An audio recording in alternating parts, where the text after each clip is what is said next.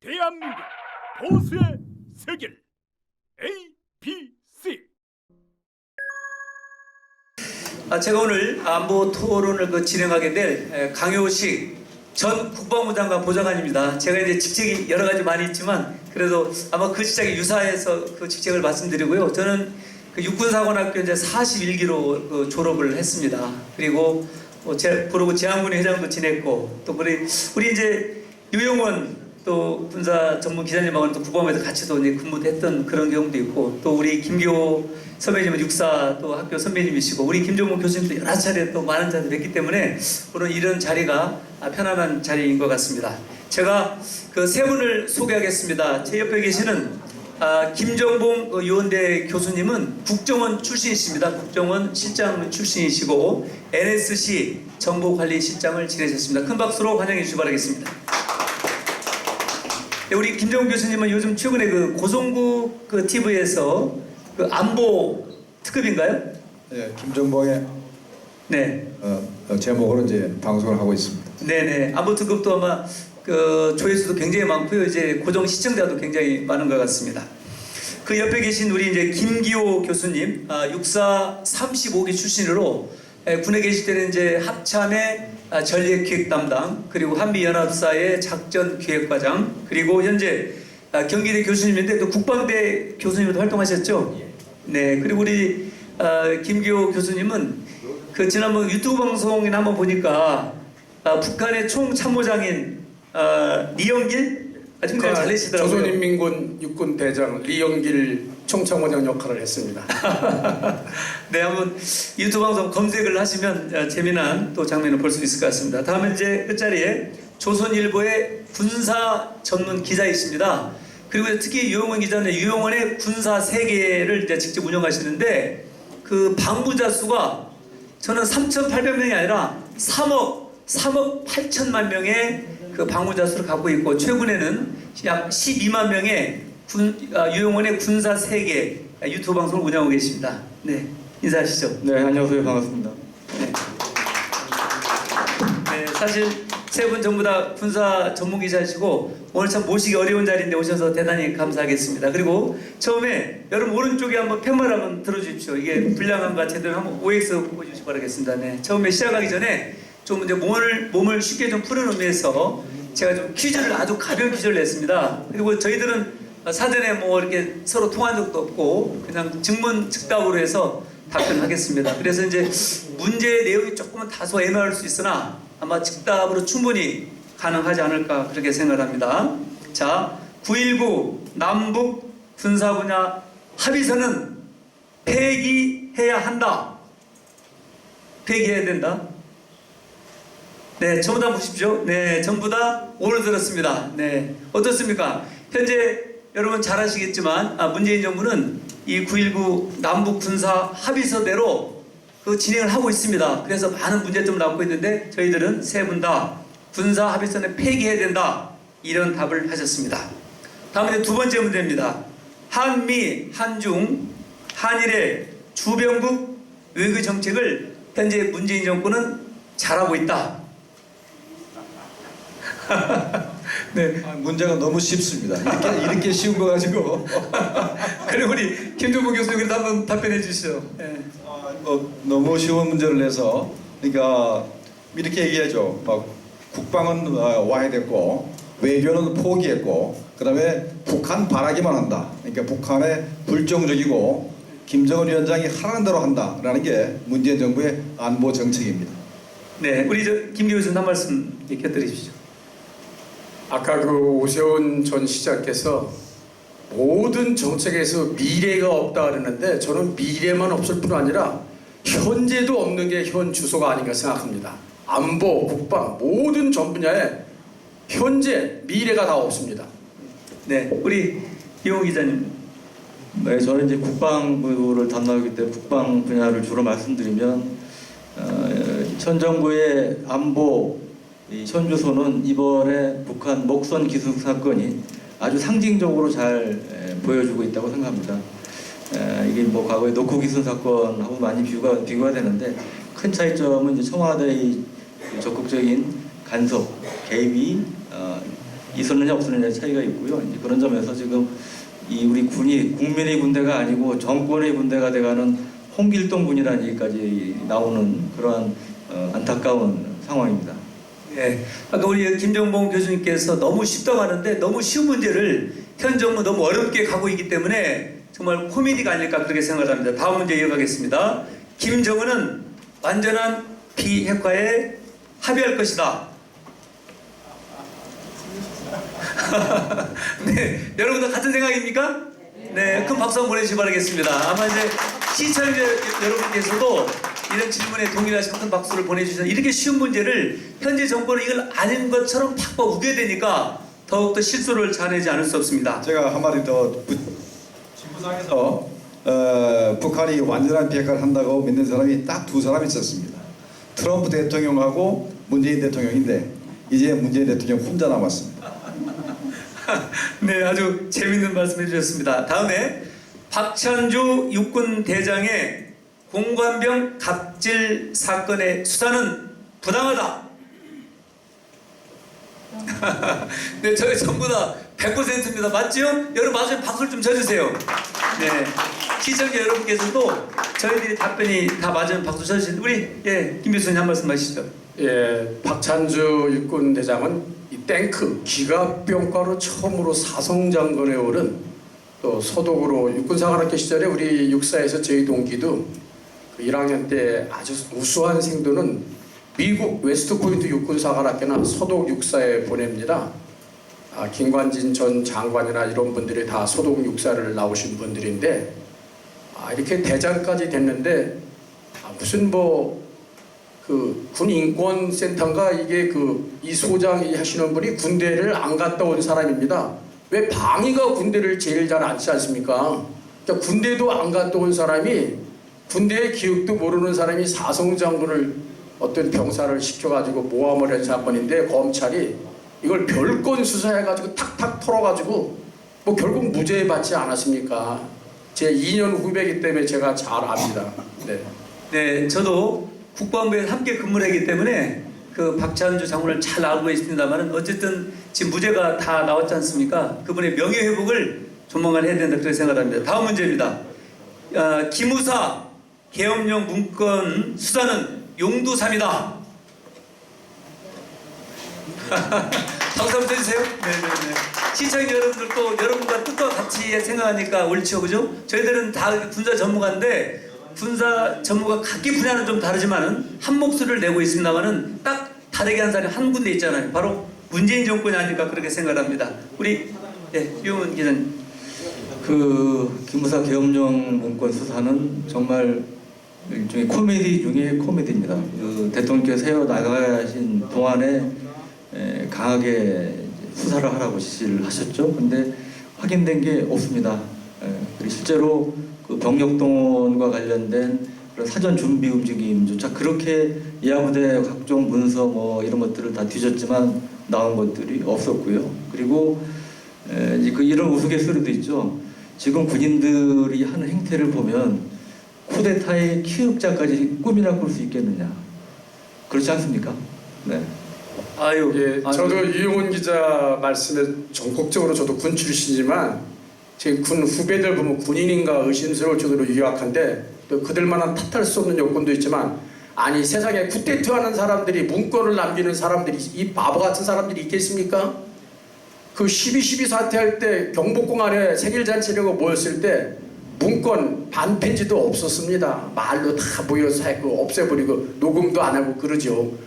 UFG 을지 포커스 을지 프리덤 가디언 연습을 하면은 이 계엄 연습 같은 걸 합니다. 부록도 작성해서 하고 이렇게 정상적으로 활동하는 것에서 한 번 더 이렇게 실무 차원에서 검토한 걸 가지고 정말 우리 유영훈 기자님이 정말 말씀 잘해요. 코미디입니다. 코미디. 네, 아시겠지만 지난 그 문재인 대통령이 인도 방문이었죠. 인도 방문 시에 아마 이제 합동 수사를 꾸려서 대대적으로 수사하라 이런 지시를 했지만 결국에는 아무런 그 용두삼이로 끝난 이런 사건이 되어버리고 말았습니다. 다음 문제입니다. 친북적인 대북 정책의 기조는 바꿔야 한다. 우리 김정은 교수 너무 쉽죠? 자, 오늘 아침에 북한이 노동신문을 통해서 제대로 얘기했습니다. 뭐라면 남조선은 일단 미국 정상회담에서 중간에 껴들 자리가 없다. 앞으로 어떤 경우를 하더라도 우리가 남조선에게 무슨 뭐 미국과의 회담을 중지하라 이런 얘기를 할 가능성이 전혀 없으니까 앞으로 꿈을 깨라 이런 얘기를 이제 북한이 했는데 우리 정부도 정신 차려야 됩니다. 지금까지 뭐 중지자니 뭐 운전자니 촉진자니 하면서 온갖 그 추태를 다 부리면서 북한에 아합을 했으나 결말이 오늘 노동신문에 정확히 나왔습니다. 네, 감사합니다. 다음 문제입니다. 현 정부 들어서 한미 동맹이 한층 더 견고하게 되어가고 있다. 네, 여러분 박수 쳐주셔야죠. 근데 왜 이런 말을 참 웃긴 얘기를 하냐면요. 문재인 정부 아니라고 바꿔 우기게 되기 때문에 저희도 이런 걸로 좀 표식을 하는 겁니다. 정말 말도 안 되는 소리를 그것도 계속해서 지속적으로 한다는 데 더욱더 문제가 있는 것 같습니다. 자, 다음 문제입니다. 자, 김일성에게 훈장을 받은 김원봉은 국군의 뿌리다. 네, 박수 좀 크게 쳐주세요. 네, 우리 한 말씀 또 잠깐 멘트 해주세요. 김원봉이 이끄는 부대 약 3만 명이 국공내전에서 혁혁한 전공을 세워서 모택동을 도와주고 6.25 이전에 북한군 주력군으로 들어와가지고 6.25 때 낙동까지 쳐드는 최일선에 선 부대입니다. 일명 그 무정이라는 사람이 이군단장에서 이끌고 왔는데 이런 사람에게 훈장을 주면 나중에 아마 김일성에도 훈장 주자 그러지 않을까 모르겠습니다. 네, 아주 짤막하게 이 문제에 대한 답변을 해주신 것 같습니다. 다음에 이제 두 번 문제가 남았습니다. 미중 무역 전쟁에 한국은 미국 편에 서야 한다. 네, 네, 여러분도 같은 생각이시죠?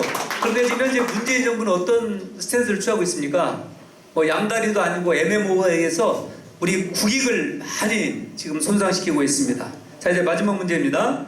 21대 총선을 전후해서 김정은은 서울 방문 답방을 할 것이다. 네, 지금 오신다고 하는 분이 이제 두 분이시고 아니라고 하는데 우리 김정은 교수 왜 아니라고 하는지 한번 말씀해 주시죠. 자, 금방 제가 말씀드렸지만은 한국 정부가 쓸모가 있을 때 김정은 위원장이 서울에 오는 겁니다. 그러니까 미국과 북한 간의 정상회담이 잘 안 되고 소통이 끊어지면 오는 거고, 그다음에 또 하나 와가지고 개성공단 금강산 관광 재개를 한다든가 아니면 식량 비료 같은 거를 뭐 수십만 톤에서 한 100만 톤 가까이 받을 수 있다든가 아니면 우리 정부가 우리 기업이 북한에 투자를 할 수 있는 여건이 된다 그러면 올 겁니다. 근데 와도 얻을 게 하나도 없습니다. 와서 만날 거는 우리 태극기 부대가 김정은 위원장의 수설을 에워싸고 밤새도록 잠 못 자게 꽹과리치고 소리치기 때문에 오기 힘들 겁니다. 네, 좀 전에 그 이해란 박사님이 이 자리에 오셨었거든요. 근데 이제 김정은의 서울에 오고 가는 것은 우리 손에 달려있다고 하는 것 같습니다. 우리가 정말 보수파가 정말 일치 단결해서 한 목소리를 내면 무서워서 아마 김정은이가 오지 못할 것이다 이런 말씀드렸는데 다른 의견 좀 말씀해 주시죠. 지금 정권은 모든 수단을 다 동원해서 모셔올 겁니다. 표가 돼서 이기기만 하면 되니까요. 앞뒤 가리지 않고 돈을 주든 무슨 짓을 하더라도 가진 구력을 다해서도 모셔와서 표가 돼가지고 이기기만 한다면 고등학교 3학년짜리도 당장 표 정보권 준다 그리고 당장 무상교육한다고 하죠. 무상교육하면 고1부터 차례로 가야 되는 거 아닙니까? 표가 다른 일이라면 무슨 짓도 못할 사람들이 무슨 짓이라도 할 사람들이기 때문에 저는 이 사람들이 한다고 생각합니다. 저도 좀 첨언해서 말씀드리면 이번에 이제 목선 기승 사건이 그렇게 축소은폐 쪽으로 간 그 배경 중에 하나는 이 정부가 어떻게든 남북 정상회담을 성사시키려는 그런 차원에서 이렇게 된 측면이 있다고 보고요. 그런 연장선에서 보면 오늘도 사실은 북한으로부터 뺨을 맞았죠. 남북 간에 뭐가 대화하는 게 있다고 그랬는데 대놓고 북한은 아무것도 없다고 얘기했단 말이에요. 근데 그럼에도 불구하고 지금 정부는 내년 총선을 앞두고 어떻게든 김정은이 답방을 성사시키기 위해서 여러 가지 많은 노력을 할 겁니다. 물론 답방이 성사가 안 될 수도 있지만 하여튼 우리 김 교수님 말씀하신 대로 지금 정부는 온갖 수단을 동원해서 노력을 할 것으로 예상이 됩니다. 네, 제가 10문제 OX 퀴즈를 냈는데 9문제는 똑같은 답변했는데 마지막 문제만큼은 반반이었습니다. 그만큼 김정은의 서울 답방 그 여부는 굉장히 다음 차기 선거를 대비해서 중요한 문제이고 의견이 분분한 것 같습니다. 결국에는 자유파 승리를 위해서는 김정은 답방을 막아야 된다 그렇게 생각을 합니다. 자, 이상으로 이제 OX 퀴즈 문제를 마치고 이제 공통 질문 드리겠습니다. 공통 질문은 각각 2분씩 답변하는데요. 아까 이제 계속해서 우리 요영 기자님께서 그 북한 목선 그 귀순 사건에 대해서 언급을 하셨습니다. 여러분 잘 아시겠지만 정말 앞뒤가 맞지 않는 그 군의 허위 보고 또 청와대 은폐 축소 수사 이런 것들은 군 형법상에도 그 적용될 큰 문제가 아닌가 생각하는데 이 북한 목선 귀순 사건에 대한 문제 여기에 대한 대안에 대해서 말씀을 좀 해주시죠. 네, 이 목선 사건이 벌어진 거는 목선 사건을 그 발견하는 부분, 그러니까 군의 기강해비 문제가 이제 하나고 또 하나는 그거를 감추기 위해서 전전긍긍했던, 그다음에 조직적으로 은폐했던 정부의 태도, 이 두 가지로 나눠서 봐야 되는데 기강회의가 생긴 거는 우리 대통령께서 평화는 군사력이 아니라 대화로 지킨다 이렇게 얘기하고 다니기 때문에 우리 군들은 말만 잘하면 되고 군사력을 강화하고 훈련을 강화하고 그다음에 눈에 불을 켜고 북한의 침투를 우리가 감시할 수 있는 그런 자세가 전혀 안 돼 있습니다. 그런 상황에서 북한 목선이 이렇게 떠내려왔는데 이게 전방에서부터 계속해서 이제 그 놓치게 된 거죠.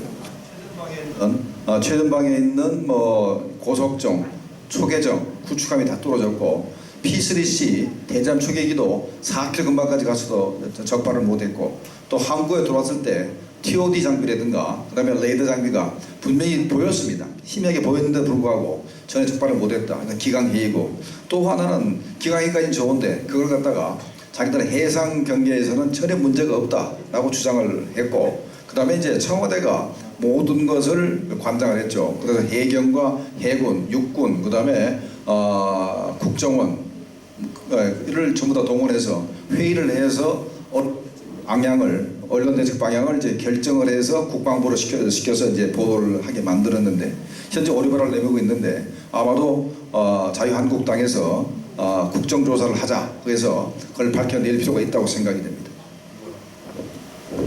저는 그 전문 직업 군인이기 때문에 어느 언론도 분석하지 않은 군사전략 관점과 전쟁사 관점과 작전계획 관점에서 말하겠습니다. 이 목선 노크 귀순 사건은 단순한 귀순 사건이 아니라 김정은이가 2015년에 통일 대전 계획을 마련하는데 그걸 실행하기 위해 한번 찔러본 사건이다.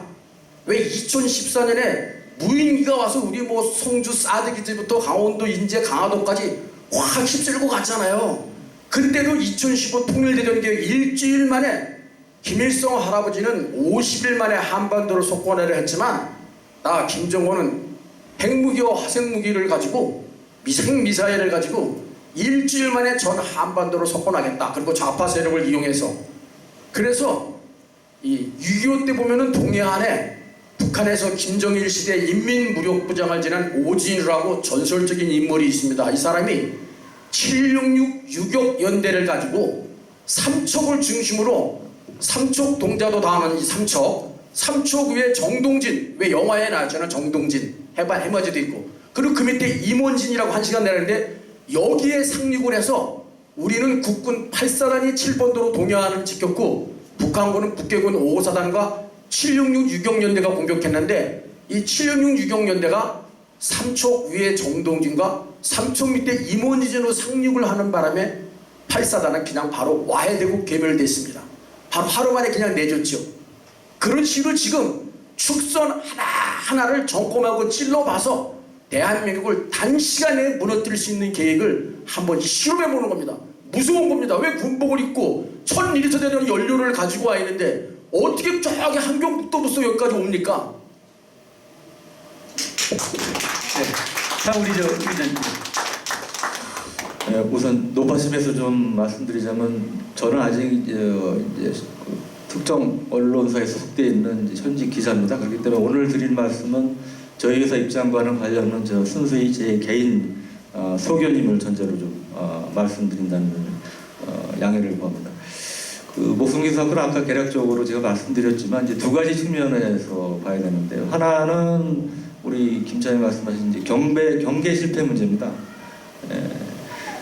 군경의 이제 3중 경계망이 뚫리고 북한 목선이 57시간 동안 우리 앞마당을 누볐다는 것은 뭐 무슨 말로도 변명의 여지가 없는 것이고요. 그리고 이게 뭐 배가 작다 보니 사실 길이가 10m 정도 되면 아주 그렇게 작은 배도 아닙니다. 그런 면에서 이 경계 실패 문제. 또 하나는 이 축소 은폐 문제인데요. 이 축소 은폐 문제가 이 군 차원이 있고 청와대 차원이 있습니다. 근데 지금까지 드러난 것들을 보면 과거 노코기순 사건과는 달리 청와대가 일정 부분 개입한 흔적들, 정황들이 계속 드러나고 있기 때문에 이 부분도 명명백백하게 뭐 국정조사를 하든 뭐든 가려져야 될 것으로 보고요.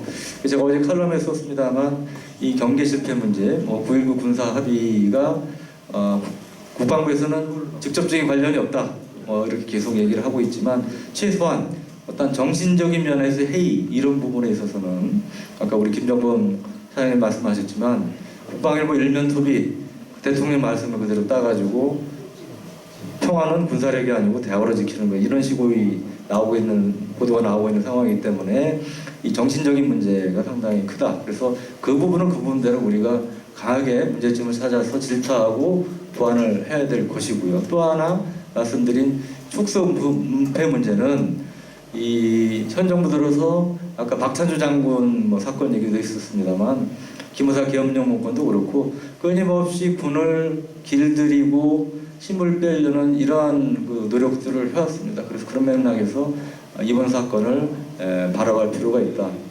그렇게 생각합니다. 네, 감사합니다. 좀 추가 질문 좀만 드리겠는데요. 우리 이제 김정봉 교수님은 이제 국정원에 계시기 때문에 특히 이제 4명이 귀순하려고 왔다가 이제 2명이 이제 귀환했지 않습니까? 이틀 만에. 그러면 당연히 이제 대공 용의점에 대해서 충분한 수사를 해야 될 텐데 그렇게 빨리 보내는 그 이유 또는 그 실상에 대한 말씀을 해주시죠. 자, 일단은 그 탈북자가 발생을 하면은 이 사람들이 위장 귀순을 했는지 알 수가 없지 않습니까? 북한에 공장을 할 수 있기 때문에 이 사람들에 대해서 조사하는 것은 무제한을 할 수가 있습니다. 아직까지 대한민국 국민이 아니거든요. 대한민국 국민이 되려면은 하나원을 나와서 주민등록번호를 부여받아야 대한민국 국민이다. 그 전까지는 이 사람들이 간첩인지 모르기 때문에 우리가 그 수사 기간을 3개월도 해도 좋고 6개월 해도 좋습니다. 그런데 이 사람들이 2시간 만에 조사라고 바로 보냈는데 2시간 조사가 중앙에 있는 서울에 있는 합신조가 내려간 게 아니고 그 삼척에 있는 지방 합신조에서 조사를 했습니다. 조사하고 얼렁뚱땅 조사라고 2시간 만에 보냈는데 그게 의심스러운 것이 처음에 4사람에 대해서 대북 송환 확인서를 4명 다 사인을 하라고 윽박질렀습니다. 그래서 4명 다 사인을 사실상 했는데 갑자기 선장과 20대 젊은이가 나는 죽어도 못 돌아간다고 뻗쳤습니다. 그래서 2사람은 내버두고 그 강력한 저항을 하는 2사람만 보냈는데 우리가 상처가 생각을 해도 이 사람들이 한 일주일 동안에 배 안에서 같이 생활을 했고 그 다음에 여기에 오기 위해서 북한에서는 식량이 굉장히 귀합니다. 그 한 달치 식량을 준비를 했습니다. 그러면 임무를 나눴을 거예요. 너는 된장 가져와라. 너는 뭐 가져와라. 장아찌 가져와라. 너는 쌀을 좀 준비해라. 이렇게 나눠서 이제 준비를 했을 거고 그 다음에 기름이 500리터나 이렇게 준비를 적어도 해야 되는데 그 정도 준비하려면 상당히 돈만 가지고 되지 않습니다. 권력을 쓰지 않아도 되지 않아요. 그런 부분에서 4시 1심 단계돼 가지고 힘을 합쳐 왔는데 갑자기 둘은 받아들이고 둘은 강제로 보냈다? 이게 의심스러운 게 아마 이건 뭐 근거는 없습니다만은 최근 들어서 북한과 우리 정부, 우리 군 간에 군사 한라인 가지고 주로 수시로 통화를 합니다. 근거가 뭐냐면 이번에 목소리 들어오기 전에도 했고 후에도 했고 북한이 이 군사 한라인을 통해 가지고 우리 어선 한 척이 현재 표류하고 있으니까 구조해달라라고 얘기했다는 신문에 다 보셨지 않습니까? 그렇다면 요번에 4명 송환 문제도 남북 간의 통화가 있었다고 봅니다. 그래서 더 의심스럽습니다. 이 돌아간 2사람은 아마도 정치범 수용소로 가게 될 겁니다. 네, 아주 정말 우리가 듣지 못한 생생한 그 과정을 말씀드리고요. 여러 가지 의미점 많은 것 같습니다. 우리 이제 김기호 또 교수님께는 현재 뭐 해상, 또 공중, 지상 정말 다중 경계망이 있는데 이걸 어떻게 뚫을 수 있을까? 뭐 이제 레이더도 보고 밤에 또 TOD 장비도 보고 추격이 다 있는데 어떻게 이걸 뚫을 수 있을까? 그래서 사실은 간접선이다 이렇게 생각하면 제일 이게 쉬운데 그게 아니라고 하기 때문에 저희들은 더욱더 의문이 있는 것 같습니다. 그 경계망에 대해서 한번 말씀해 주시죠. 원래 그 해상 경계는 삼중 경계로 되어 있습니다. 제가 해안 부대 작전 과장을 해서 잘 아는데 먼 바다에는 해군이 지키고 가까운 바다는 해안 경찰이 지키며 이 소총 유효서 거리 약 500m까지는 우리 육군 해안 부대가 방어를 하고 이 공중과 또 바다와 또 레이더가 같이 하는데 이 적 간첩석 같으면 원해에서 큰 배, 모선이라는 배가 이 보드 같은 자선을 싣고 들어와서 약 4.8km 정도 되는 거리에서 자선을 몰래 내려준다. 제가 작전부장할 때 여수에서 미식별 저 간첩선인 줄 알고 잡고 보니까 그 밀수선이었기 때문에 합참의장 배간첩대장 본부장 표창을 크게 받은 적이 있는데요. 현지에 내려와서 군단장님이 표창도 하시고요. 현재는 어떤 문제가 이런 장비 문제도 무슨 문제가 있냐면 첫 번째 이 동해안에는 약 북한과 우리 쪽에 80km, 서해안에는 135km, 9.19 아까 남북 군사합의 X했잖아요. 당장 폐지해야 된다고. 해상 적대 행위 중단 구역이라고 설정을 해놔서 전에는 NLL 쪽에 북한 선박이 바로 넘으면 우리가 그 표적을 인계받아가지고 계속 관측을 했는데 80km, 우리 쪽으로 40km간 일대 적대항해를 안 하다 보니까 적대항해 안 하니까 볼 필요도 없죠. 뭐 봐도 잘 안 보이지만 그 다음에 이 레이더가 본다고 해서 레이더가 만능이 아니고 레이더를 보려면은 엄청 숙련된 병사거나 하사, 중사, 장교조는 간부여야 됩니다. 왜냐하면은 그 레이더에는 되게 점으로 여북해 천안함 때 왜 새떼라는 말이 나오지 않았습니까? 그래서 그거를 전부 여기 있는 지형 지물을 전부 알대로 식별하고 새로운 물체가 나타나면 이거 이상하다 바로 집어낼 수 있어야 되는데 군인들한테 표 얻으려고 36개월도 부족한데 24개월 주고 18개월 하니까 와서 한 달 반 신빙교육 받고 또 얘 애들을 또 완전히 금이하게 막 보호하니까 작년 1년 동안 6,111명이 나갔어요. 부적격으로. 이렇게 하다 보니까 이거 레이더에 걸려도 이게 뭔지 모르는 거야. 이게 우리 밴지, 남이 밴지, 적군 밴지. 또 뭐 적이라고 가르치지도 않잖아요. 아까 우리 이용훈 교수님 정확하게 이게 1m 무동력 선박이면은 레이더에서 식별이 안 되는데 10m 정도 되면 볼 수 있거든요. 그리고 보면 바로 튀어나가는데 그야말로 이제 완전히 무장 해제가 되어 있으니까 올려면 와라, 갈려면 가라. 뭐 그냥 그거 그렇지요. 철조망도 다 제거했고 우선 볼라는 자세가 안 돼 있고 약간 무기가 열악한 것도 뭐 전혀 없는 건 아니지만 보려고 하면 뭐 하늘에서 바다에서 어디서 다 볼 수 있죠. 아까 김종봉 교수님 잘 말씀하시는데 뭐 TOD도 있고 뭐 다 있는데 우리는 해경에서 다 끌고 간 다음에 군부대는 다 나중에 출동했거든요. 제가 참 더 이상 얘기 못 하겠네요. 네, 이제 군에 현역 뭐 대령까지 근무하셨기 때문에 아주 그런 상황을 잘 말씀드린 것 같습니다. 그래서 우리 유영 기자님, 현재 이제 국방부에 계시기 때문에 누구보다도 국방부 현역들도 심장부의 브레인들을 많이 접하실 텐데 실제 이런 국방부 내부에서 어떤 기류인지 좀 궁금하고 하여튼 뭐 하실 수 있는 부분까지 좀 말씀해 주시죠. 네, 제가 좀 첨언해서 말씀드리면 지금 이제 그 장비 문제를 자꾸 얘기합니다. 장비가 낡아서 뭐 참작이 힘들다. 그다음에 바다에서는 뭐 조그만 배 잡기 힘들다. 뭐 사실 맞는 얘기입니다. 맞는 얘기지만 이번 사건을 자세히 보면 레이더에 안 잡힌 게 아닙니다. 사실은 3번인가 잡혔어요. 어떻게 잡혔냐면 육군 해안에 해안 감시 레이더라고 있습니다. 이거 한 10km 정도 보는 건데 이게 나중에 전 밑에서 검연실에 내려가 보니까 그 무렵에 잡힌 흔적이 있었다는 거예요. 근데 그 당시에 초병은 그걸 몰랐던 겁니다. 뒤늦게 발견하고요. 두 번째로 지능형 그 감시체계가 있는데 일종의 이거는 CCTV 비슷한 그 우리가 증폭해서 볼 수 있는 카메라라고 보시면 되는데 여기에도 잡혔어요. 근데 이거는 북한 배가 아니고 우리 어선으로 착각을 했다는 겁니다. 그러니까 안 잡힌 게 아니에요. 그러니까 중요한 게 이게 결국은 정신의 문제다. 말씀을 좀 들으시고, 또 하나 국방부에서 그 17일 백그라운드 브리핑할 때 모 국방부 고위 관계자가 정말 저는 그 얘기를 듣고 정말 깜짝 놀랐는데요. 뭐라고 그러냐면 이게 북한 주민들이 탐배였기 때문에 우리가 못 봤다. 못 잡았다. 만약에 북한 군이 내려오는 거였으면 잡았을 거다. 그런 얘기를 합니다. 근데 따져봅시다. 아니 북한 그 레이더에 이제 북한 배가 잡힐 거 아닙니까? 그럼 그 레이더에 그 배에 군이 탄지 북한 주민이 타는지 표시가 납니까? 안 나죠. 기본적으로 어떤 침투 상황을 상정해서 경계를 해야지. 이건 북한 주민이 탔을 거니까 안 본다, 안 봐도 된다. 말도 안 되는 얘기죠. 그런 정신 자세를 갖고 있기 때문에 지금 이러한 그 해이한 구멍이 뚫리는 이러한 상황이 생기지 않았을까 그런 생각이 듭니다.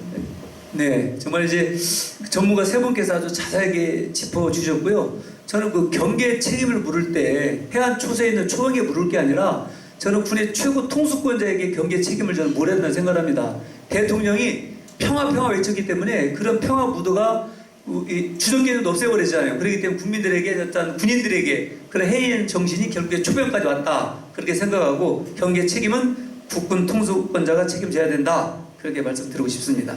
다음에 이제 각 전문가님께 이제 개별 질문을 하도록 하겠습니다. 각기 이제 전문 분야에 계시기 때문에 그 분야에 대한 말씀을 드리는데 먼저 우리 김정봉 그 교수님께 그 미중 그 외교에 대해서 우리 대한민국이 어떻게 스탠스를 취해야 될까 하는 문제를 좀 말씀드리는데요. 잘 알겠지만 이제 미국에서는 계속해서 한미일 공조를 또 강조하고 또 한일 관계를 개선해라 했지만은 이번 G20도 만나지 못하는 그런 시지 아니겠습니까? 또 중국의 화해 문제도 지금 심각한 문제입니다. 이런 등등해서 그 미중 외교를 우리가 어떻게 풀어갈 것인가에 대해서 우리 김 교수께서 말씀해 주십시오. 네, 미중 간에 우리가 과거같이 전략적 모호성이라 해서 미국하고는 안보, 그다음에 이제 중국하고는 이제 경제 부분에 집중하면 된다라고 행동을 해왔고 그게 주요했습니다.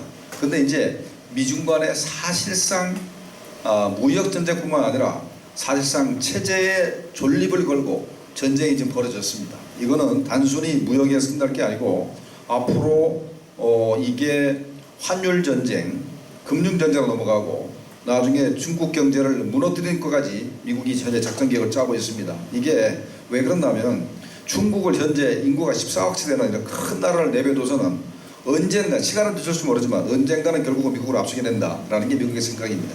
그렇다면은 일단 공산당 조건을 무너뜨려 가지고 중국을 분열시킬 수밖에 없다라는 게 기본 생각입니다.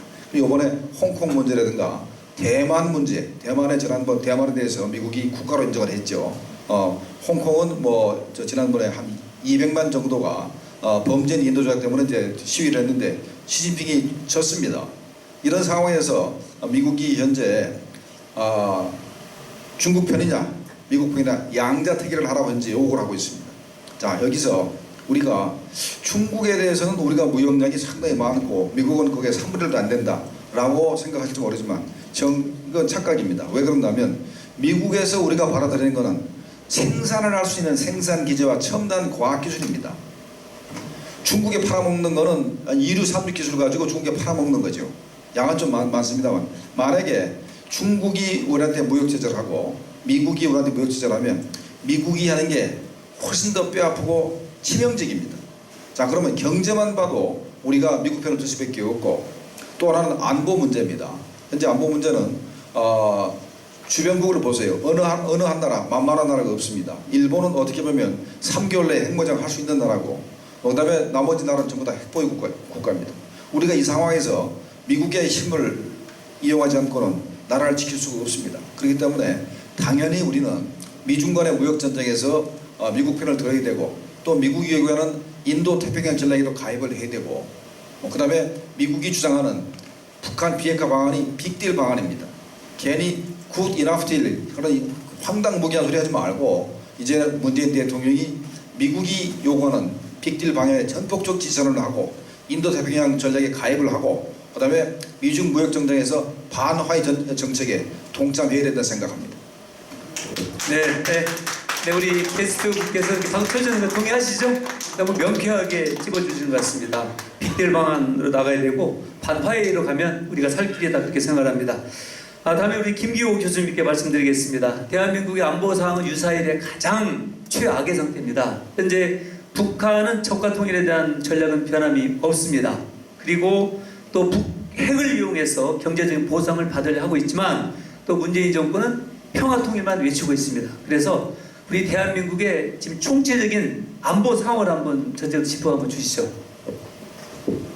얼마 전 국회에서 6.25 전쟁 다시 일어날 수 있다 이런 주제로 제가 북한의 입장에서 북한의 능력과 전략이 6.25 때와 지금을 비교해서 발표한 적이 있는데요. 제가 그걸 준비해서 발표해 보니까 지금이 6.25 때보다 훨씬 더 우리나라가 안보 상황으로 취약해지고 위험해졌습니다. 6.25 때 낙동강 대구와 부산만 남았을 때 영천이 북한의 수중에 들어가고 인천 상륙이 확실하지 않을 때 미국에서는 한국을 포기하고 한국에서 60만을 뽑아가지고 미국령 태평양상에 있는 사모아 제도로 옮겨서 신한국을 창조하려 했다는 놀라운 국무성 비밀 문서가 유명한 전사학자 조셉 굴돈이 쓴 한국전 기사 언톨드 스토리 오브 코리안 워에서 밝혀졌습니다. 근데 이제는 60만도 아니고 2015 통일되는 계획에 하면 우리 5천만 남한 국민은 다 지구에서 사라질 정도로 되는 그럴 위험에 처했습니다. 원래 국군의 통수권자라고 하는 것은 뭐냐 하면은 국군의 총사령관으로서 군을 인사 예산하는 군정권과 군의 작전 명령을 하다는 군령권 둘을 다 행사하는 것이기 때문에 헌법 제69조에 의하면은 나는 헌법을 준수하고 국가를 보위하며 해서 국가를 보위하는 게 대통령의 가장 큰 책무입니다. 근데 첫 번째, 적을 적으로 알지 못하는 사람이 어떻게 국군 통수권자가 될 수 있습니까? 북한군은 이제 우리 대통령 인식에는 적이 아닙니다. 그래서 우리 국방백서에 주적이라는 북한의 주적을 뺐습니다. 북한은 제가 북한 책도 냈지만 샴쌍둥이 같은 두 가지 전혀 다른 성격이 얽혀 있는 게 북한입니다. 우리와 싸워야 할 적군 김정은을 포함한 일당과 북한군이 있고 그 밑에서 밥도 못 먹고 자유도 못 누리며 수시로 목숨을 유린당하고 강탈당하고 압제받는 불쌍한 우리가 구해낼 동포 두 얼굴이 북한입니다. 그래서 북한을 바라볼 때 우리 동포를 구해낼 수 있는 적군을 막을 수 있는 그런 얼굴을 바라봐야지 북한군의 그 실체를 똑바로 본 북한에 대한 실체를 똑바로 보는 것인데 쌀을 갖다 주면 어떻게 되겠습니까? 우리 북한 불쌍한 주민이 먹으면 쌀 갖다 줘야죠. 근데 이거 북한군이 이것을 북한 불량미로 바꾸고 우리에게 총알로 되돌려주고 천안함을 북침하고 연평도를 폭격하면 쌀을 줘야 되겠습니까? 두 번째, 동맹에 대한 인식이 다릅니다. 민족이 우선이냐 동맹이 우선이냐 할 때 지금 정권은 친북 좌파 정권으로 민족을 우선합니다. 근데 북한이 말하는 민족은 제가 조선일보 2014년 3월 2일에 기고했지만 김일성 민족입니다. 한민족이 아닙니다. 김일성과 북한 공산주의 김가왕조를 찬양하는 정권이 김일성 민족이고 그런 사람들이 김일성 당이며 김일성 군대입니다. 근데 우리 민족끼리 민족을 택할 거냐? 왜 민족끼리 그럴 때는 김일성 민족으로 돌아오는 것인데 전에 돌아가신 어떤 대통령도 민족보다 더할 수 없다는 심지어 이런 감상적인 게 빠지지 않습니까? 동맹은 한미동맹인데 민족을 앞세우면 한미동맹이 무너집니다. 그 다음에 국내 정서, 지금 대학생들이 김정은 국무위원장 연구 모임을 해가지고 광화문에서 발표대회를 하고 어서 오십시오 하고 있습니다. 젊은 대학생들이 잘 모르고 자기 형도 백주 대낮에 그것도 화학단 가스로 국제공항에서 죽인 사람이며 김일성, 김정일 2대 정권을 충성으로 섬긴 자기 고모부도 고사기관총으로 죽이고 뭐 심지어는 뭐 화염방사기에서 뭐 개가 물어뜯도록 했고 트럼프 대통령 때는 아예 조선시대 때는 목을 벌어냈다는 거 아니고 그걸 자랑했대요. 트럼프 대통령이 자기가 자기 고모를 죽였다고. 이런 사람이 하루아침에 판문점 넘어올 때 환히 웃으면서 넘어오니까 아니 뭐 사랑과 뭐 좀 큰 광폭 뭐 마음을 가진 유머가 넘치는 그런 지도자가 나타났다고 민생을 위하는. 야, 그러다 보니까 우리 안보면에서 지금 목선이 다치도록 그냥 나왔는데 적을 적으로 알지 못하고 동맹을 동맹으로 알지 못하고 이렇게 되고 또 적군의 저기를 국민을 위하는 지도자로 바라보니까 레이더가 잡으면 뭐합니까? 안 보는데 이 안보가 그냥 균형이 뚫렸습니다. 한미 간의 문제는 안보 문제는 죽느냐 사느냐 하는 문제인데 우리 한중 간의 관계는 잘 먹고 잘 사느냐 문제. 제가 하나 더 하면은 9.19 남북 군사합의를 북한군이 왜 맺었는지 아십니까? 걸프전 이라크전을 보니까 탱크 이런 게 다 아무 소용이 없어요. 항공기에 무너지니까. 그래서 김정일이 98년부터 야 기계화 부대 전부 가볍게 만들어가지고 전부 전방으로 보내. 그래가지고 휴전선 일대에다 아주 새카맣게 배치해놨어요. 휴전선 일대 평양 원산선 이남에 약 70내리 80% 북한군의 주력이 와서 약 8,000에서 12,000개 지하 터널에 다 갖다 놨는데 이걸 남조선 군대하고 주한군 미제가 보면 안 되니까 40km, 20km 골짜기마다 무인기 아예 못 보게 남북 군사합의를 둬가지고 남조선군 우리 한국군을 장님으로 만들어 버린 거예요. 그리고 아까 그 서해 하상정리 거기는 갯벌이 깊어가지고 못 나오는데 아예 거기다가 지도도 갖다 남겨주고 아예 글로 넘어오라면 김포반도 취약하면 김포에서 들어오면 아무것도 아니에요. 예, 그리고 그것뿐만이 아닙니다. 지금 아예 적대행이 훈련도 못하게 해가지고 한미연합훈련을 안 하는데 대대급 이하만 하고 연대급 이상은 안 한다는데 그 뭐냐면 축구로 얘기하면 동네 축구팀은 축구하고 뭐 이렇게 새마을 축구팀만 축구하고 프로팀이라는 프로팀은 일제히 축구하지 말라는 거거든요. 예. 네. 예. 조금 이 정도만 할까요? 네. 네, 감사합니다. 지금 시간이 조금 없는 관계로 좀 아쉽습니다. 네, 다음에는 우리 이제 유용원 또 기자님께 드릴 말씀은 현재 그 한미 동맹의 상징은 그 3대 한미 연합 훈련이라고 생각합니다. 그런데 이 훈련이 우선 그 비핵화의 외교적인 뒷받침을 하기 위해서 이렇게 종료했다 그렇게 했지 않습니까? 그래서 여기는 문제들이 너무 많은 것 같은데 그 문제점과 대안을 좀 말씀해 주십시오. 그 사실은 군의 지금 사실 가장 심각한 문제 중에 하나가 이 연합훈련을 제대로 못하고 있다는 건데요. 사실은 군인 보고 훈련하지 말라는 거는 수험생 보고 시험 공부하지 말라는 거와 똑같습니다. 그래서 지금 상당히 답답한 상황인데 이제 원래 한미연합훈련이 이제 3대 훈련이라고 해서 키리졸브 연습, 독수리 연습, UF 물지 프리덤 가디언 연습 이것들이 대표적인 연습이었는데 이게 다 축소가 되고 쪼개졌습니다. 그리고 일본은 흔적도 없이 사라지기도 했고 그래서 일단 뭐 주한미군 사령관, 에이브런스 사령관조차도 일단 공식적으로는 연합훈련 뭐 이렇게 조정됐지만 뭐 대북 대비태세, 연합방위 태세에는 문제가 없다 이렇게 얘기를 하세요. 근데 이 에이브런스 장군이 사실은 좀 대단한 분이에요. 그 집안이 다 아버지가 이제 유명한 그 육군 총장 대장 출신으로 이제 에이브런스 탱크 이름도 그 아버지 이름을 딴 것인데 그 집안의 별이 13개입니다. 아버지하고 3부자 중에 그 한 사람만 빼고 다 대장이에요. 그래서 정말 초엘리트 군인 가문이고 바꿔 얘기하면 그만큼 굉장히 자부심이 강한 사람입니다. 그러니까 우리가 사실은 그 보수진의 입장에서는 기대할 수 있는 그런 분인데 이분이 처음에는 상당히 좀 깐깐하게 좀 하셨어요. 그래서 뭐 북한 그 남북 군사합의 관련해서 유엔사 동의 문제에 대해서도 이거는 한국 마음대로 해서는 안 된다 이런 얘기도 미국 의회에서 하시고 그래서 기대를 했는데 조금 지나서 한 2달 지나가고서부터 지금 정부의 그런 우리 군에서 하는 얘기와 비슷한 말씀을 사실 하십니다.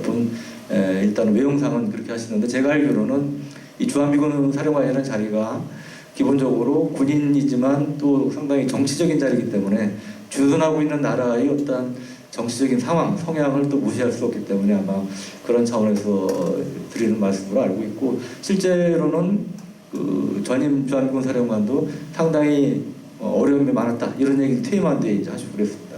그래서 지금 문제점 중에 하나는 이 연합훈련의 경우는 연대급 이상을 못합니다. 그러니까 대대급이야 조그만 훈련밖에 못하다 보니까 좀 전에 우리 김 교수님 말씀하셨지만 전에는 우리 한미연합훈련이 세계적인 수준의 훈련이었어요. 그래서 다른 나라도 부러워할 정도의 그런 훈련이어서 프로 축구팀으로 얘기하면 뭐 레알 마드리드 뭐 그 정도 정상급이었다면 지금은 뭐 동네 축구 수준으로 떨어졌다 이런 이제 지적까지 나올 정도로 애로사항이 사실은 이제 많은 것이죠. 그리고 여러분 상식적으로 생각해 보셔도 충분히 짐작할 수도 있습니다. 이 병력과 장비가 실제로 4,000명, 5,000명이 동원해서 하는 거하고 400명, 500명이 동원돼서 하는 거하고 같을 수가 있겠습니까? 아무리 컴퓨터 훈련이 발달돼 있다고 해도 절대로 컴퓨터 훈련으로 구현할 수 없는 부분이 있는 것이죠. 그래서 그런 점에서 이 한미연합방위 태세에 또 차질이 초래되는 그런 문제가 있고, 또 하나 이제 우리가 부차적으로 생기는 문제는 미군은 지금도 전 세계 어디선가 전투를 하고 있습니다. 그러니까 세계에서 가장 싸움과 관련된 기술, 노하우가 많이 쌓인 군대가 미군인데 우리는 전투를 안 해왔죠. 우리 한국군은 주도적으로 전투를 한 적이 없습니다. 그렇기 때문에 한국군은 군인이 아니고 공무원, 관료처럼 돼가고 있습니다. 그게 한국군의 문제점 중에 하나인데, 그런 한국군의 문제점을 보완할 수 있는 좋은 기회가 바로 한미연합훈련입니다. 미군들이 그런 훈련하는 모습을 보면서 우리가 자극도 받고 노하우도 배우는 것이죠. 예를 들어 을지 프리덤 가디언 연습이라고 우리가 8월에 이 정부와 군 차원에서 이제 같이 정부와 군이 같이 하는 훈련이 있는데, 이거를 통해서 우리가 예를 들어 이 한반도에서 전면전이 벌어지면 미군뿐 아니고 저쪽에 영국, 그 다음에 호주 이런 유엔 참전 6.25 때 참전 지원했던 16개국 군대를 중심으로 우리를 지원하겠습니다. 지금도 그 유엔사 소속으로 해서 지원하는데, 이 사람들 병력과 장비가 들어올 때 국제법적인 문제가 생깁니다. 근데 우리 법무부나 이런데 외교부는 이거에 대해서 전혀 몰라요. 근데 UFG라는 걸 하면서 이렇게 실제 전쟁 상황이 벌어지면 우리가 이런 걸 준비해야 되는구나, 그걸 배우는 겁니다. 근데 이제 그 배울 수 있는 기회가 완전히 사라졌어요. 그러니까 바꿔 얘기하면 전면전에 대비한 훈련 태세가 대폭 약화될 수밖에 없다는 것이죠. 그래서 우리가 정말 돈 안 들이고 큰 미군의 정말 귀중한 노하우를 배울 수 있는 기회를 지금 사라져가고 있다. 이제 그런 것들이 사실은 눈에 표시는 안 나지만 중요한 문제점 중에 하나라고 생각이 됩니다. 네, 아주 여 기자님께서 그러면 잘 짚어주셨고요. 지난번에 하노이 회담 끝나고 이제 미국행을 가는 그 트럼프가 뭐 한미 훈련하려면 돈을 내고 해라 이런 말 좀 깜짝 놀라서 이제 끝났구나. 사실은 서로 친구 간에는 뭐 그런 거 훈련하면 돈 내라고 왔는데 돈을 내라고 하는 거 보면 아마 마음속에는 떠나지 않았는데 그런 생각도 해보고요. 아마 이제 그 경제는 그 사람으로 치면 이제 감기벌레 금방 증세를 알잖아요. 우리가 뭐 돈이 장사가 안 되면 금방 알듯이. 그러나 안보는 뭡니까? 바로 암이라고 합니다. 암은 잘 모르잖아요. 근데 죽을 때 되면 알게 되는데 안보도 지금은 모르죠. 한미 훈련 안 해도 뭐 아무 상관 아직 없거든요. 그러나 결정적인 한타가 되면 저희 나라가 그냥 절단 나거든요. 이제 그런 점에서 그 린치핀이라는 한미 동맹의 중요성을 잘 또 지적해 주신 것 같습니다. 이제 시간이 거의 다 이제 끝나가는, 너무 아쉬운데요. 저 시계 보면 이제 4시 원래 20분에 조금은 제가 또 연장을 하는데요. 이제 제가 질문 답변에 대해서는 조금 간략하게 좀 답변해 주시겠습니다. 먼저 그 김정봉 그 교수님께는 현재 그 북핵에 가리워진 북한의 인권 그 실태 문제점에 대해서 좀 짚어주시죠. 북한 인권이라는 게 뭐 여러분도 잘 아시겠습니다만은 이런 식입니다. 노동신문에 있는 김정은 사진을 깔고 앉으면 이게 정치범으로 해서 평생 동안 밖으로 나올 수 없는 그런 정치범이 돼서 이제 죽을 때까지 고생을 하는 그런 나라입니다. 그 다음에 그런 정치범 수용소가 북한에 원래는 10서너 개나 있었어요. 그런데 국제사회에서 자꾸 위성사진을 찍어가지고 그걸 폐기해라 했기 때문에 현재는 한 5개밖에 안 남았습니다.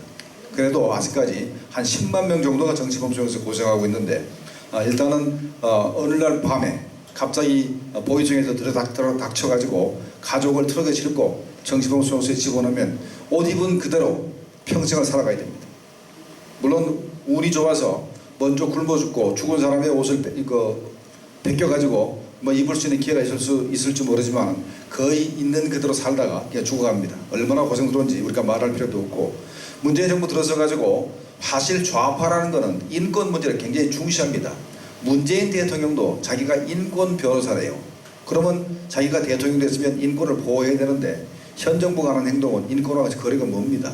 특히 탈북자 인권에 대해서는 완전히 포기하고 사는데, 탈북자들이 북한에서 나와서 중국에서 라오스로 들어가든가 몽골로 들어가다가 잡히면은 우리 외교부에서 보호를 해줘야 되는데 현 정부가 굉장히 소리하고 있기 때문에 북한으로 송환된 일이 자꾸 좀 벌어지고 있고, 그 다음에 북한 인권법이 통과돼서 북한 인권재단이 만들어졌는데 이 정부에서 이사를 선임하지 않는 바람에 북한 인권재단이 해산됐습니다. 그다음에 또 국제인권대사라고 직책이 있습니다. 그런데 박근혜 정부에서 임명했던 사람의 임기가 2017년도 끝났어요. 그 이후에 임명을 안 해서 국제인권대사 직책도 없어졌습니다. 이게 바로 문재인 정부가 하는 행동이고, 또 탈북자들을 굉장히 괴롭히는 게 탈북자 지원단체에 대해서 지난 수십 년 동안 국가예산이 지원됐는데 이 정부에서 다 끊어버렸습니다. 또 하나, 탈북자들이 방송 출연해가지고 말하는 게 이 정부의 가슴 아프기 때문에 탈북자들을 한두 명 빼고는 전부 다 방송 출연을 중지시켰습니다. 네, 정말 그 인권 문제 더 들을 말씀 많으실 텐데 좀 아쉽습니다만은, 네, 다음에는 우리 이제 김규 교수님께 드리는데, 현재 뭐 남북회담 또는 북미회담 중에도 북한은 계속해서 핵무기 개발도 해왔고 이미 뭐 핵 지위를 인정받으려고 하지 않습니까? 그래서 어차피 인정하는 그런 핵, 우리 한반도 내에서 핵 유지 균형 방안은 어떤 것인지 좀 말씀해 주시죠. 첫 번째로 북한 비핵화 문제는 김정은이가 죽게 되거나 김가 왕조가 무너지게 되는 그런 위험이 오지 않는 한 절대로 되지 않아. 만약 할 것 같으면 지난번 판문점 선언하거나 싱가포르 회담했을 때 했어야죠. 왜 1년 반 이상 질질 끌어옵니까? 사실 1년이 훨씬 넘었는데 그 이후에 북한 핵무기는 더 많이 늘어났고, 엊그저께 5월 4일 9일 날 그 이스칸데르형 미사일 쏜 거 맞죠? 실전 배치한 거. 그거는 사드나 패트리어트도 막을 수 없거든요. 근데 한반도 핵 균형하는 방안이 우리는 아무것도 없습니다. 다 전술핵까지 철수해서. 근데 지금 현재는 미국이 대륙간 탄도미사일로 북한이 핵 공격하면 대신 쏴줘가지고 보복하겠다는 거거든요. 이걸 확장 억지 전략이라 하는데 그것도 맞춤형으로. 근데 북한이 평안북도 구성해서 노동미사일이나 스커드 미사일을 쏘면은 서울까지 307km인데 11분 15초에 도달하거든요. 근데 미국이 캘리포니아 반덴버그 비행장의 공군 비행장에서 ICBM 미니트맨 3를 쏘면은 30분 넘게 와요. 우리 다 망하고 난 다음에 날라오거든요. 그러니까 저는 그거에 대해서 반대해요. 그래서 나토처럼, 나토에는 전술 핵무기 B-61이라고 5개국이 가지고 있거든요. 근데 지금 같은 문재인 정부에는 절대 안 줘요. 그러면 어떻게 하면 되냐면 한미 간에 정말 굳게 뭉쳐갖고, 아베는 지금 섬까지 사다 주잖아요, 미군한테. 해가지고 지금 유럽에 있는 B-61 전술 핵무기를 교체하고 있습니다. 근데 우리가 일본, 호주 이렇게 나토처럼 연대를 해서 전술핵을 공유하면은 우리가 비행기획을 가지고 있을 수가 있습니다. 또 하나, 우리가 원자력으로 굉장히 강한 나라인데 지금 원전을 다 없애지 않습니까?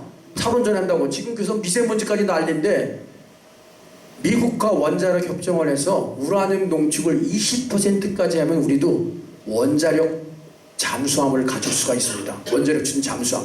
이거 가지고 원산 앞바다에 가 있거나 평양 앞바다에 가 있으면은 김정은이 함부로 우리랑 못합니다. 그리고 우리는 지금 이 원자력 돌려가지고 재처리를 못해가지고 플루토늄 지금 포화 상태라 쩔쩔매고 있는데 미국이 일본은 허락해줬습니다. 섬까지 사주니까. F-35도 우리는 40대인데 일본은 120대 사거든요. 그래서 지금 하여간 미국하고 잘 지내는 게 최고의 방법입니다. 그렇게 해가지고 원자력 재처리를 하게 되면 우리도 재처리 문제가 되기 때문에 포화 상태도 막을 수 있고 금방 그거 가지고 핵무기 만들 수 있습니다. 그래야 서로 핵무기를 가지고 있어야 균형이 되지. 저건 칼 가지고 있는데 나는 칼 안 가지고 있는데 네가 나 배 안 찔릴 거지? 너만 믿어. 그렇게 하고 되겠습니까? 이상입니다. 네, 박수 한번 해주십시오. 네.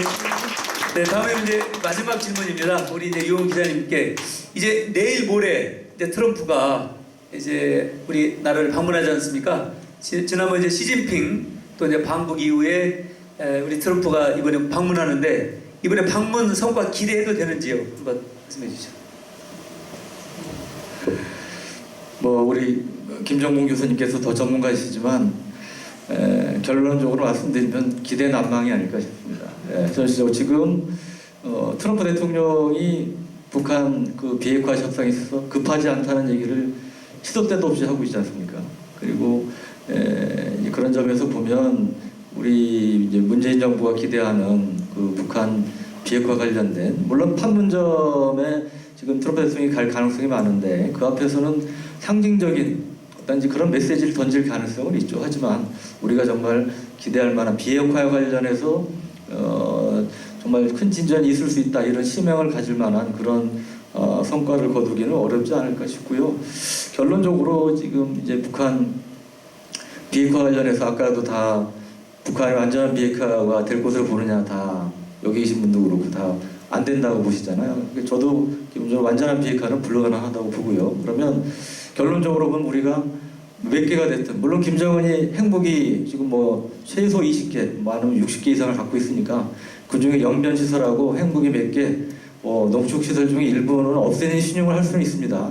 근데 중요한 것은 우리가 기대하는 완전한 비핵화는 난망이라는 거죠. 그러니까 결론적으로 우리가 몇 개가 됐든 북한의 핵무기를 계속 머리에 이고 살아야 되는데 그러면 그 대책이 뭐냐? 우리 살 길은 뭐냐? 따져봤을 때 뭐 일부에서는 어떤 군사적인 옵션도 얘기하시고 그러는데 현실적으로 어려움이 많습니다. 누가 그런 얘기도 하더라고요. 트럼프가 정말 우리가 흔히 얘기하는 선제타격 군사적 옵션을 쓸 의지가 있었다면 2017년에 때렸을 거다. 그때 엄청 ICBM 쏘고 난리쳤잖아요. 근데 때리지는 않았죠. 물론 무력시는 했지만 때리지는 않았습니다. 그리고 트럼프는 기본적으로 지난번 2차 미국 정상회담 다행히 합리적인 선택을 했지만 기본적으로 사업가 출신입니다. 우리 흔히 얘기하는 장사꾼, 또 부동산 사업가 출신이에요. 기본적으로 돈 많이 들어가는 거 싫어합니다. 그럼 그게 뭐냐? 돈이 전쟁하려면 돈 많이 들죠.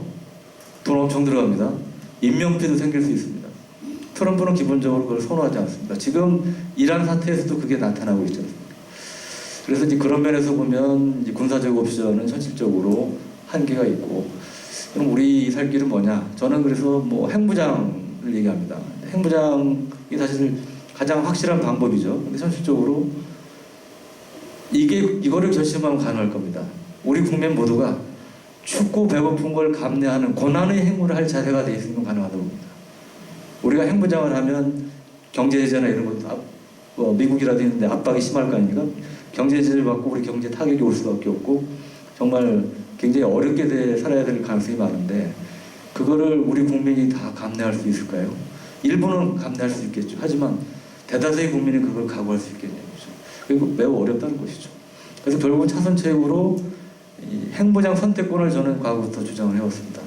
핵무장 선택권은 쉽게 얘기하면 일본처럼 농축 제철이 기술을 갖고 있는 겁니다. 그 기술을 갖고 있으면 마음먹으면 언제든지 핵무기를 만들 수 있죠. 그러니까 잠재력을 갖고 있는 그걸 전문용어로 누클리어 옵션 핵무장 선택권이라고 하는데 저는 이걸 계속 이제 주장을 해왔고요.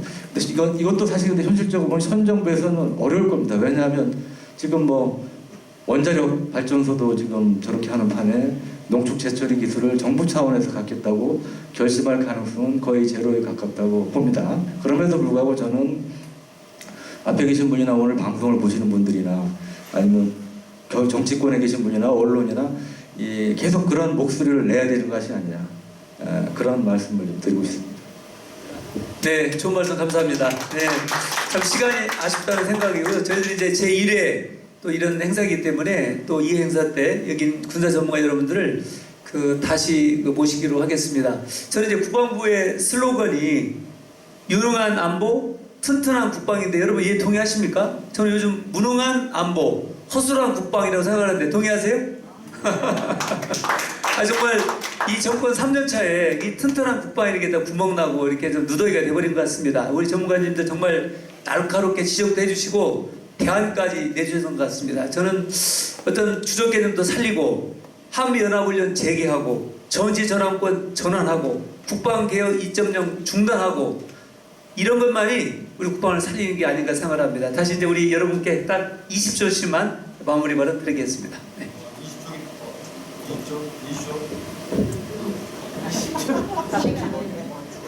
네, 20초밖에 안 되기 때문에 일단 현재 모든 문제의 시작이 4.27 합의하고 9.19 군사합의, 9.19 공동성명 때문에 벌어진 일입니다. 일단 기본적으로 9.19 군사합의가 빠르게 폐기됐으면 좋겠다라는 생각입니다. 이 사람들은 뭐라고 얘기하면 그럼 전쟁할 거냐? 전쟁해도 좋냐 그럽니다. 그러면은 그럼 노예로 항복해서 노예할래? 이렇게 대꾸를 할 수 있어야 됩니다. 그럼 항복할 거야? 유명한 사람들 얘기가 평화를 진심으로 원한다면 전쟁을 대비해라 그랬습니다. 이상입니다. 네, 군이 정말 무너지고 있다 이런 얘기를 많이 하는데 제가 김영삼 정부부터 6개 정권에 걸쳐서 지금 국방부를 담당하고 있습니다. 과거 보수 진보 정권에 사실은 다 군이 흔들린다, 무너진다는 얘기 있었지만 사실 지금 정부가 제일 그러면 좀 심각하지 않나 싶고요. 그럼에도 불구하고 한 가지 마지막 그래도 우리가 희망을 버리지 말자고 감히 제가 드리고 싶은 말씀은 최근에 7군 단장 이 청와대 보직해임권 여러분 아마 뉴스 통해서 많이 보셨을 텐데 그렇게 희망적인 군인도 있습니다. 그래서 그런 분들한테 힘을 실어주면 우리 또 우리 여러 가지 우려되는 상황에도 불구하고 우리 안보를 지킬 수 있지 않나 그렇게 생각합니다. 감사합니다. 네, 감사합니다. 이것으로 네, 안보 토크 시간을 마치겠습니다. 감사합니다. 그리고 세 분 일어나서 다 같이 일어나시죠.